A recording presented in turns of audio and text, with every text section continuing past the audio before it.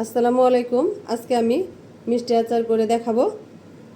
দেখেন মিষ্টি আচারটা দেখতে কতটা সুন্দর হয়েছে, কতটা লোভনীয় হয়েছে। আচারটা এতটাই সুন্দর কালার এসেছে। দেখেন কালারটাও কত সুন্দর হয়েছে।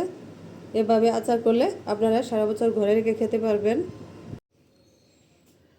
এখানে আমি 1.5 কেজির মতো আম নিয়ে নিয়েছি। এটা আমি এভাবে করে কেটে নিয়েছি, কেটে ধুয়ে পরিষ্কার করে নিয়েছি। এখন এটা আমি হালকা একটু হলুদ দিয়ে সরিষার তেল দিয়ে মাখিয়ে রোদে শুকা দেব। খুবই হালকা করে আমি এটা শুকিয়ে নেব। আজকে মিষ্টি আচারের জন্য যে মশলাটা আমার লাগছে সেটা হলো, এখানে শুকনো মরিচ নিয়ে নিয়েছি কয়েকটা, 1/2 চামচ জিরা, 1/2 চামচ মিষ্টি সস, 1/2 চামচ গোটা সস, আর কয়েকটা এলাচ, কয়েকটা দারুচিনি। চুলায় এখন আমি একটা ফ্রাই প্যান বসিয়ে দিয়েছি। এখানে আমি আচারের সম্পূর্ণ মশলাটা হালকা করে ভেজে নিব। প্রথমে দিয়ে দিচ্ছি আমি শুকনো মরিচ। মরিচটা হালকা ভেজে নেওয়া হয়ে গেছে। এখন আমি এখানে দিয়ে দিচ্ছি সম্পূর্ণ মশলাটা। এটা আমি এখন খুব ভালো করে একটু ভেজে নিব। ভেজে নিয়ে আমি একটু গুঁড়ো করে নিব।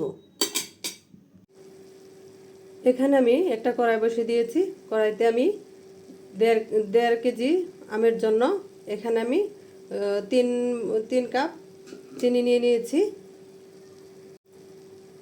এখন আমি এখানে দিয়ে দিচ্ছি 2 কাপ পরিমাণ পানি। এই তো চিনির পানিটা ফুটে উঠেছে। এখানে চিনিটা গলে গিয়েছে। এখন আমি এখানে আমগুলো দিয়ে দিচ্ছি। এই আমটা আমি আসলেই 1.5 ঘন্টা লবণ পানিতে ভিজিয়ে রেখেছিলাম, ওটা আসলে স্কিপ হয়ে গেছে। এখন আমি আমটা দিয়ে দিচ্ছি।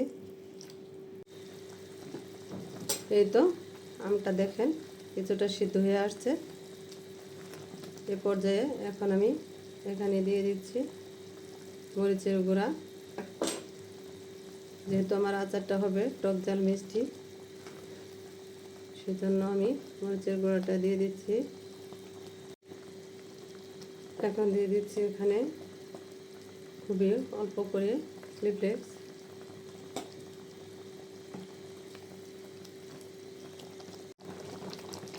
এ পর্যায়ে দিয়ে দিচ্ছি আমি যে মশলাটা বানিয়ে রেখেছিলাম সেটা 1/2 টেবিল চামচ।